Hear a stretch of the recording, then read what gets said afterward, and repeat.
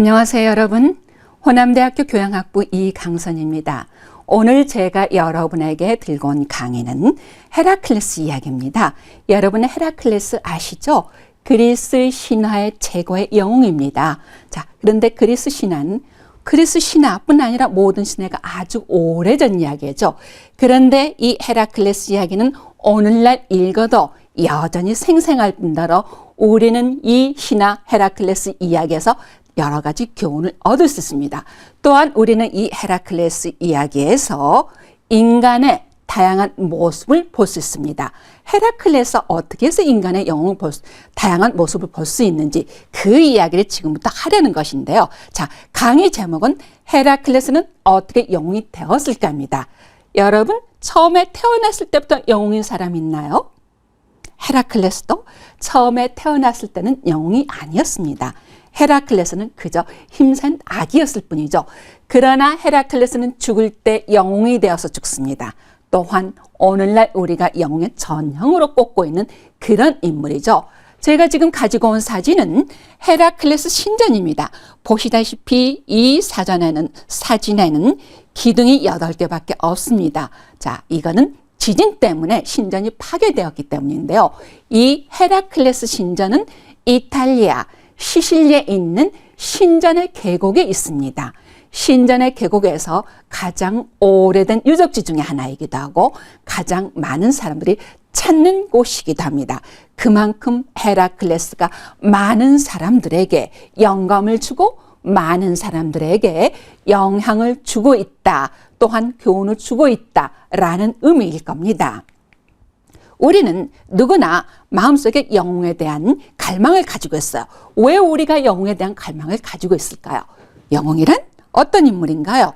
영웅이란 지혜와 지능이 뛰어나고 용맹해서 보통 사람이 하기 어려운 일을 해내는 사람을 영웅이라고 그러죠.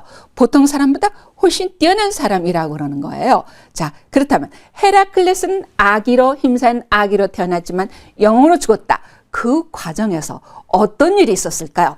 그 과정, 즉 무엇이 헤라클레스를 영웅으로 만들었는지 오늘 그걸 살펴보려고 하는 것입니다.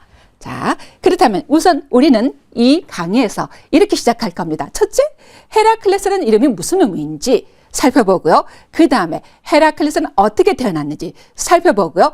그리고 헤라클레스가 변신할까지, 즉 힘센 사람에서 영웅이 되기까지 그에게 영향을 끼친 사건들, 그의 삶의 전환점이 되는 사건들을 5가지를 살펴보도록 하겠습니다.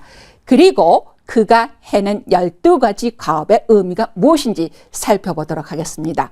그런 다음에 헤라클레스 다음, 즉 영웅 다음에 완성이 어떻게 됐는지 보고요. 또한 지금 이야기한 주인공과 영웅이 어떻게 다른지 혹은 어떻게 같은지 이걸 살펴보도록 하고 마지막으로 총 정리를 해보도록 하겠습니다. 자, 우선 헤라클레스의 언을 살펴볼게요. 헤라클레스, 헤라 플러스 명예죠. 헤라는 헤라의 이름입니다. 그리고 명예는 클레스는 명예예요. 달리 말해서 헤라클레스란 이름은 헤라의 명예란 의미입니다. 헤라는 누구인가요? 제우스의 왕이죠. 올림푸스 신들의 여왕이죠. 자, 그렇다면 헤라클레스는 제우스와 알크멘의 아들이자 암피트리온의 양자라고 했습니다. 자, 이건 조금 이따 얘기하고요. 왜냐하면 헤라클레스란 이름은 제우스가 지은 거예요.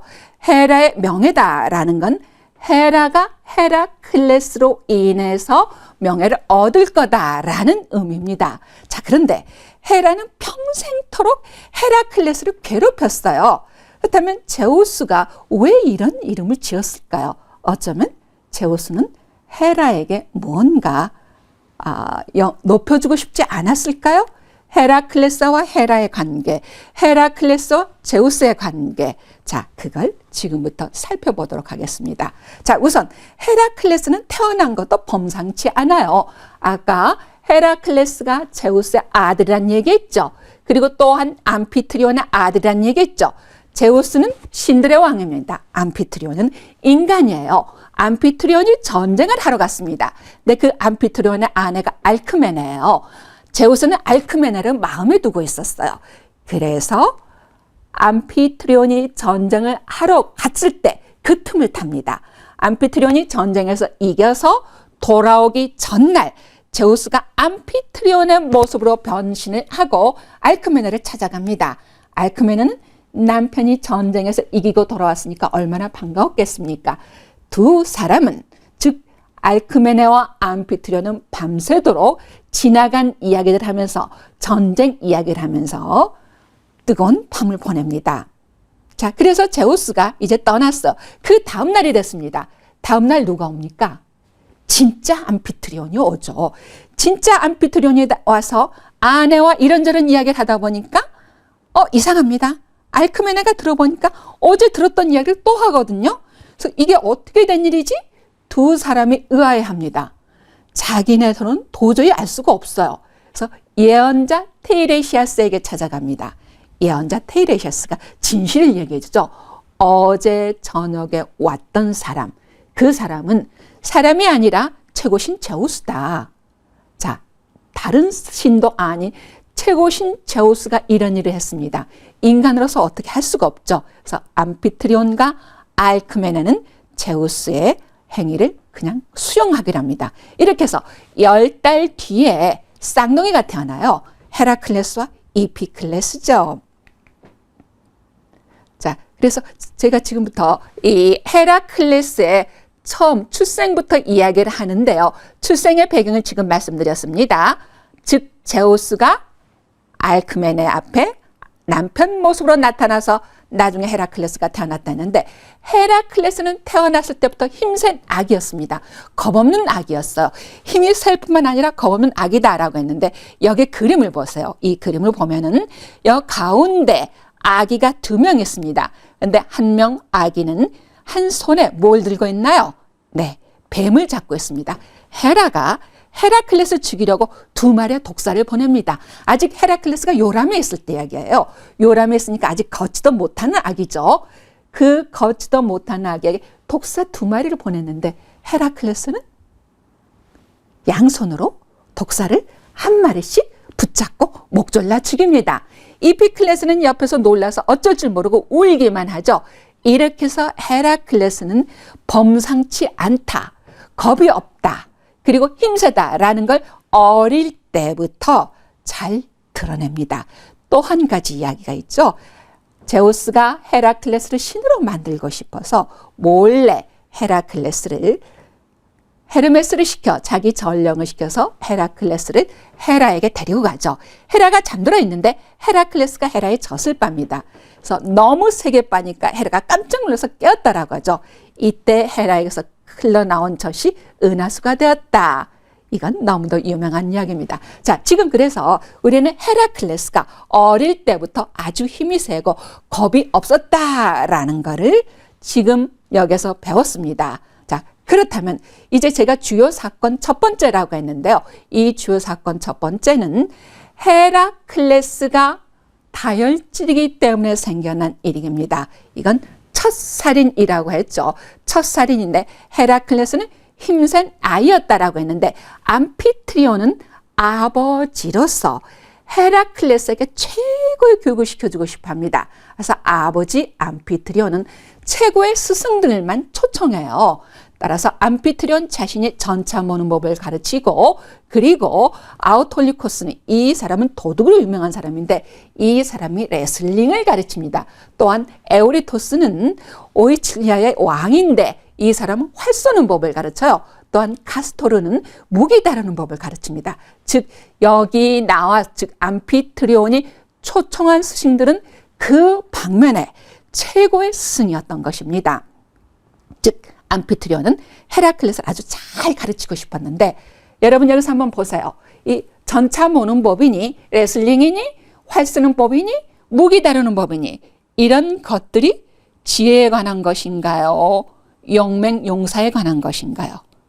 자, 전사에 관한 것이죠. 즉 암피트리온은 장군답게 헤라클레스를 최고의 전사로 키우고 싶었던 것입니다. 그런가 하면 제우스 또한 최고의 신답게 자기 아들을 최고로 키우고 싶었어요. 그래서 다른 신들에게 헤라클레스에게 선물을 해라 라고 부탁합니다. 따라서 아폴로는 헤라클레스에게 활과 화살을 선물합니다. 아테나는 헤라클레스에게 외투를 선물합니다. 헤파이스토스, 기술의 신, 공의 신인 헤파이스토스는 황금 갑옷을 선물합니다. 자, 여기서 또 특징이 드러나죠?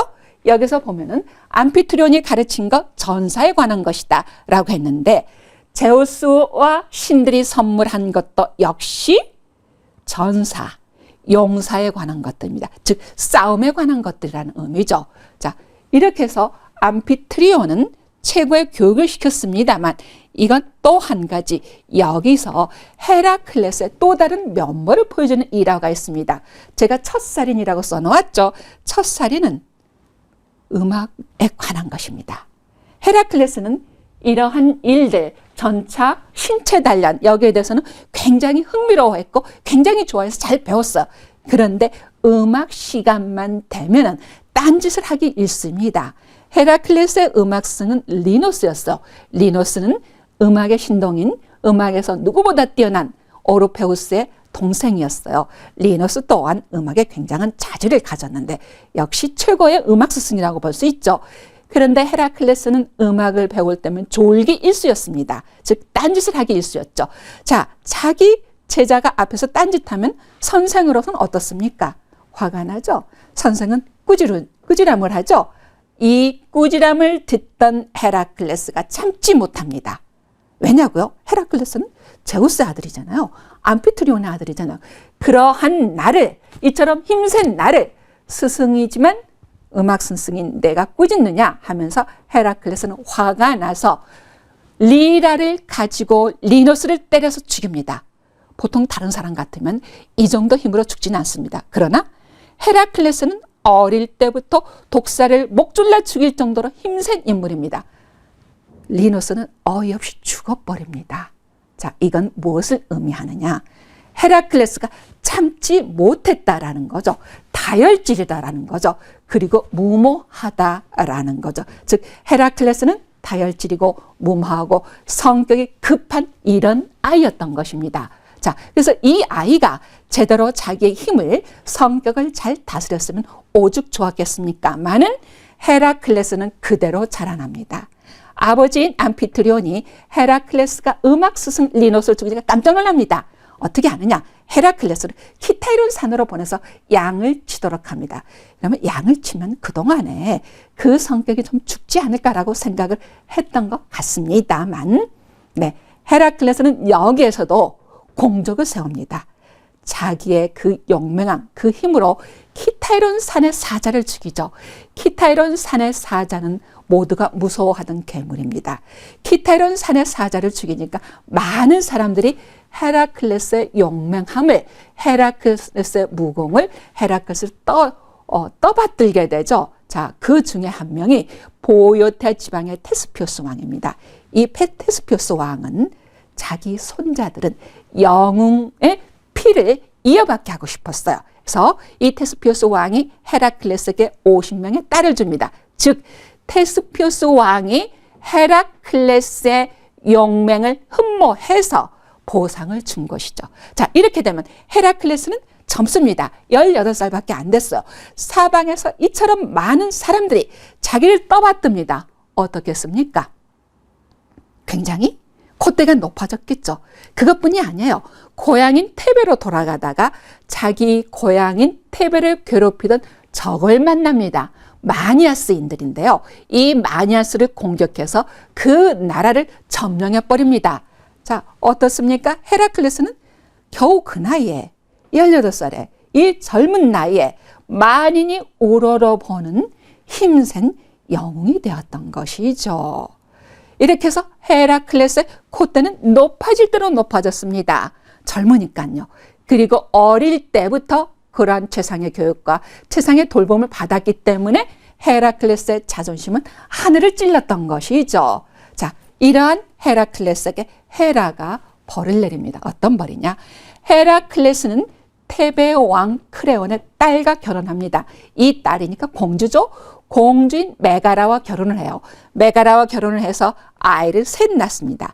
아들을 셋 낳습니다. 아들을 셋 낳았으니 그 가정생활이 얼마나 행복했습니까? 많은 헤라가 그냥 놓아두지 않아요. 헤라가 헤라클레스에게 광기를 보냅니다. 광기? 돌게 한다라는 거죠. 자, 이 헤라클레스는 광기에 사로잡혀서 자기 가족들을 모두 죽입니다. 가족들을 모두 죽이고 나서 헤라클레스는 광기가 물러가니까 정신이 들어요. 정신을 차린 다음에 보니까 가족이 모두 죽어 있어요. 헤라클레스는 펄펄 뜹니다. 자기가 죽였다는 걸 모르거든요. 광기, 즉 미쳐서 죽였거든요. 미쳐서 죽였기 때문에 자기가 죽였다라는 걸 몰라요. 정신이 들어서 보니까 가족들이 죽어 있어요. 헤라클레스는 누가 내 가족을 죽였느냐 펄펄 뜁니다. 그놈을 당장 내가 없애버리겠다. 자, 옆에 사람들이 이야기를 해줍니다. 당신 가족을 죽인 건 다름 아닌 헤라클레스 당신이요. 이렇게 얘기를 해줍니다. 자, 사실을 알게 된 헤라클레스는 가족들을 죽였다라는 데 대해서 자살하려고 합니다. 죄책감을 억누를 수가 없는 거죠. 다른 사람도 아닙니다. 가족입니다. 사랑하던 아내와 사랑하던 아들입니다. 자, 이때 친구인 테세우스가 자살하려는 헤라클레스를 말립니다. 이 일을 너의 죄를 씻을 방법을 찾아보자. 그 씻을 방법은 인간으로서는 해결할 수가 없어. 그러면 신탁을 물어보자. 그래서 델포이로 갑니다. 델포이는 지혜의 신 아폴론의 신전이 있는 곳입니다. 이 신전에 가서 헤라클레스가 신탁을 묻습니다. 이때 나온 신탁이 에우리스테우스에게 가서 그의 노예가 되어라. 그래서 그가 시키는 일을 못하면 너의 죄를 씻을 수 있다라는 겁니다. 그런데 여러분 좀 생각해 볼 게 있죠. 누군가 시키는 일을 하면 죄를 씻을 수 있나요? 오늘날 우리는 그런 걸 용납을 할 수 없죠. 그러나 당시에는 그런 관습이 있었다라고 얘기해 줍니다. 자, 그렇게 해서 헤라클레스는 신탁을 받아들고 에우리스테우스에게 갑니다. 에우리스테우스는 어떤 인물입니까? 헤라클레스 대신 태어나서 헤라클레스가 태어나 할 시간에 태어나서 헤라클레스 대신 지배자가 된 왕이 된 그런 인물이죠. 에우리스테우스는 제우스의 후손이긴 하지만 겁쟁이로도 유명합니다. 자, 이 겁쟁이를 만나는 일이 과연 유쾌할까요? 그렇지만 헤라클레스로서는 어쩔 수가 없습니다. 헤라클레스는 에우리스테우스와 같은 겁쟁이를 만나는 일이 유쾌하지는 않지만 신탁을 들었기 때문에 자기의 죄를 씻을 수 있는 일이 그것이라고 받아들었기 때문에 에우리스테우스를 만나서 그가 지시하는 대로 신탁이 얘기한 대로 그의 노예가 됩니다. 에우리스테우스는 이때 어떤 생각을 했을까요? 천하의 용맹한 헤라클레스가 내 노예가 되다니, 야, 이거 정말 신난다 라고 생각하지 않았을까요? 자, 그래서 에우리스테우스가 헤라클레스의 그 유명한 12가지 과업을 부여합니다.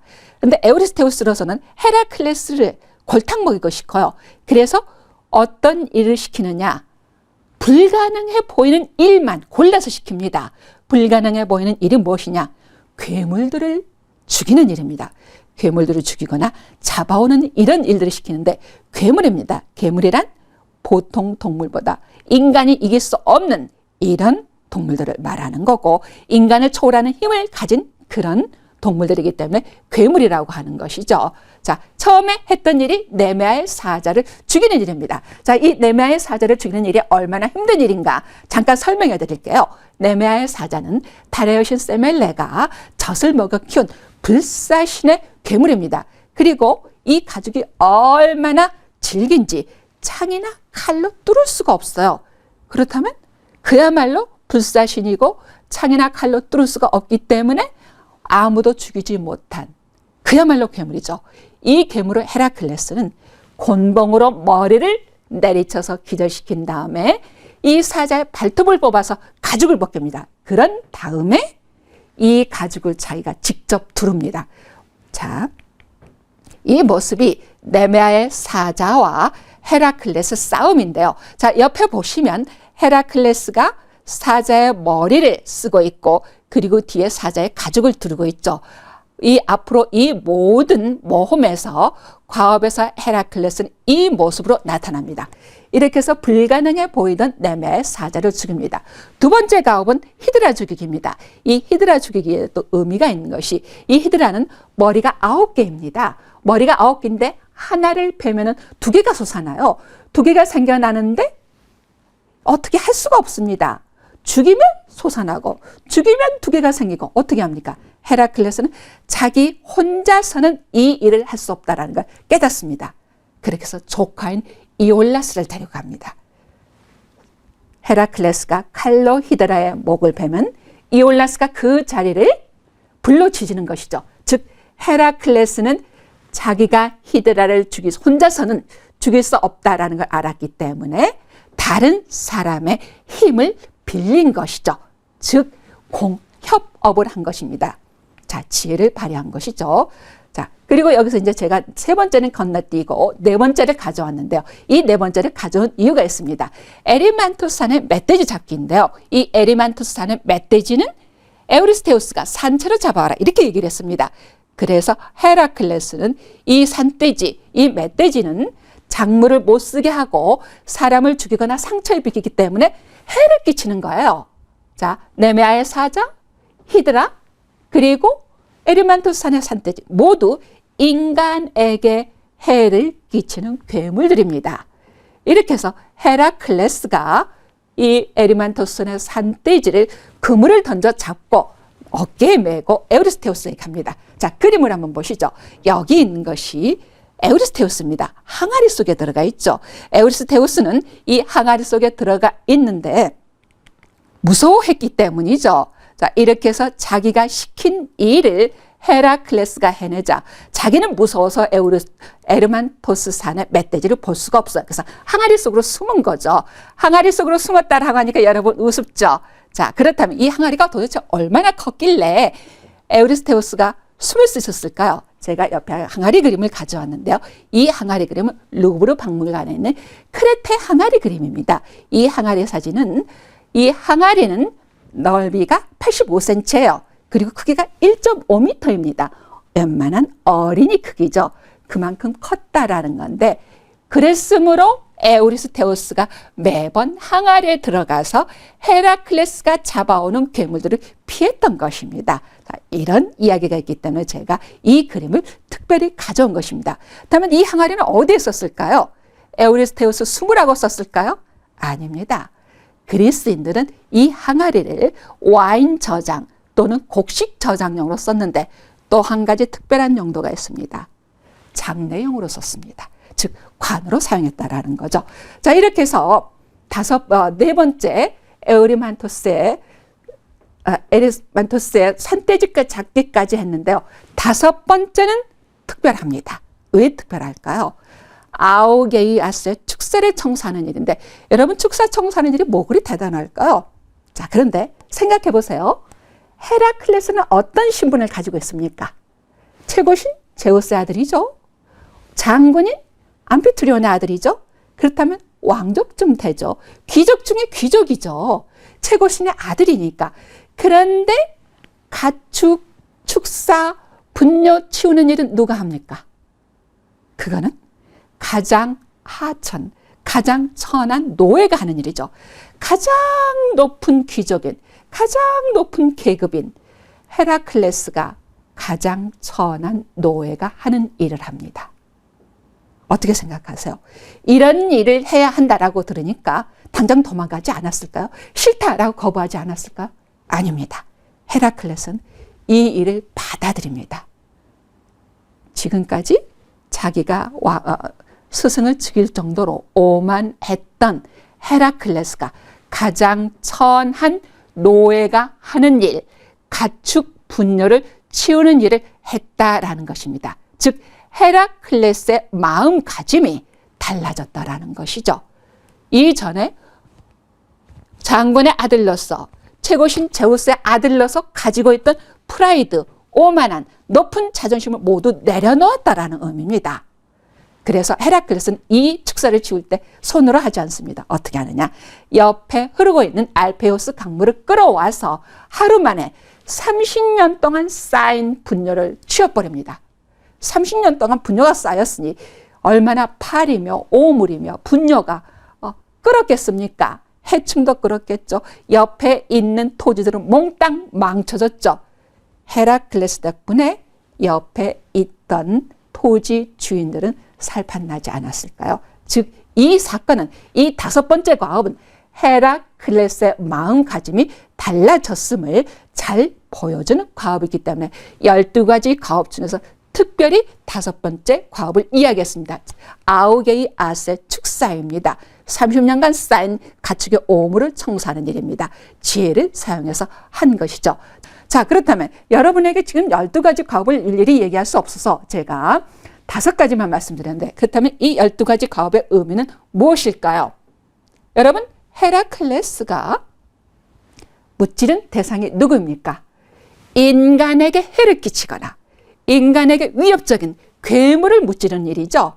즉, 인간의 힘을 초월하고 힘이 세기 때문에 아무도 물리칠 생각조차 못했던 일들이죠. 괴물들이죠. 자, 그렇다면 헤라클레스가 물리쳤기 때문에 인간들은 이 괴물의 위협에 더 이상 시달리지 않아도 되었습니다. 결국 헤라클레스가 한 일은 다른 사람들을 유리하게 한 것, 다른 사람들을 더 이상 해치지 않게 한 것, 즉 인류의 지속을 위해서 공동체가 살아남도록 한 일이죠. 만약에 헤라클레스가 이 12괴물을 물리치지 않았다면 어떻게 되었는지 그건 아무도 모를 일입니다. 자, 이렇게 해서 아까 5번째 과업을 말씀드렸는데, 이러한 괴물들을 물리치는 일 12가지 과업을 성취하고 난 후 헤라클레스가 달라졌습니다. 즉, 헤라클레스는 어려운 일들을 이올라스와 같은 다른 사람의 도움을 받고, 그리고 가장 천한 노예가 해내야 하는 일들을 하면서 원래 가지고 있던 다혈질이고 오만했던 성격이 많이 달라진 것이죠. 자, 그러면 우리는 지금까지 헤라클레스의 12가지 과업, 헤라클레스가 태어날 때부터 시작해서 죽을 때까지 그의 일생을 살펴보았는데요. 그렇다면 이 12가지 과업은 무엇을 얘기할까요? 이 12가지 과업을 거쳤기 때문에 헤라클레스는 하늘에 올라가 신이 된 거고, 헤라클레스는 다른 신들도 인정하는 영웅이 된 것입니다. 즉, 12가지 과업은 인간들을 위해서 여러 불가능한 일들, 괴물들을 물리쳤던 이런 일들인 것이죠. 그렇다면 이러한 일들, 헤라클레스가 해냈던 12가지 과업이 영웅을 만드는 조건이었던 것입니다. 그래서 헤라클레스 일생은 영웅답게 만들어가는 과정이었던 것이죠. 첫 번째, 아버지가 둘이었지만 태어날 때는 다혈질이고 힘세고 성미 급한 아이로 태어났지만, 그래서 리노 선생을 죽이고 가족을 살해했지만 12개의 과업을 치른 다음에 헤라클레스는 변했던 것입니다. 어려운 일들, 시련, 이런 일들은 헤라클레스를 변하게 만듭니다. 그러나 그건 우리 인간도 마찬가지죠. 자, 여기서 제가 이제 아까 히어로에 대해 얘기를 했는데요. 히어로, 영웅은 히어로라고 그러죠. 여러분 생각해 보세요. 히어로는 무엇입니까? 히어로는 주인공이죠. 자, 영웅은 곧 주인공입니다. 영웅은 주인공이죠. 그렇다면은 오늘날 영웅이라고 부를 수 있는 사람이 누구인가에 대해서 한번 생각해 보겠습니다. 헤라클레스의 삶에서 주인공은 누구입니까? 헤라클레스죠. 헤라클레스의 삶에서 영웅은 누구입니까? 헤라클레스죠. 그렇다면 영웅은 곧 주인공이라고 얘기할 수 있지 않을까요? 여러분의 삶에서 영웅은 누구입니까? 여러분은 영웅의 모델을 가지고 있어요. 그러나 영웅이 곧 주인공이다라는 것은 곧 여러분의 삶에서 영웅은 여러분 자신이라는 것입니다.